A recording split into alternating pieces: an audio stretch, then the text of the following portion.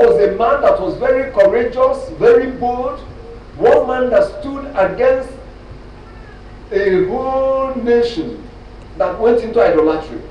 A man that invited 850 prophets of false gods, Baal and Asherah, to a contest. One man standing alone. The Bible did not tell us, or does not tell us, that there were other prophets or other sons of the prophets that came out.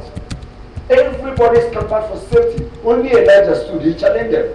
But after this great and glorious victory, the threat of Jezebel discouraged him. Listen to me. Discouragement is an arrow from the devil. Discouragement is a weapon that the devil uses to hinder people. How does discouragement come? It comes by making you to be afraid for your life. It comes by making you to be conscious of the threat, making you conscious of what might happen.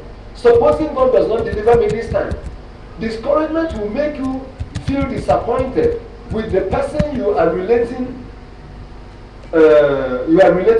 to. Discouragement will make you feel that God is not answering you early. Discouragement is a weapon to disarm you. So don't allow the weapon of the enemy to disarm you. Keep on believing the Lord. A discouraged person has dropped his weapon. You know, in the military, one crime you do not commit is to go to war and come back without your rifle or without your weapon. You are as good as nothing. You go through the court martial, and that may see your end. Discouragement will disarm you. Discouragement paralyzes faith. A discouraged soul will no longer remember the former favors. He will not remember what God did before, and that he could do it, he can still do it.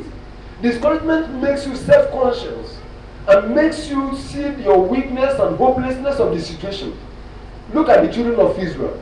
With the mighty signs and wonders they saw in the land of Egypt, with the miracle at the Red Sea, how the Egyptians were drowned, with all the protection of God in the wilderness, the glory of God guiding them and covering them in the day from the heat of the sun, and then giving them warmth and protecting them in the night from the cold.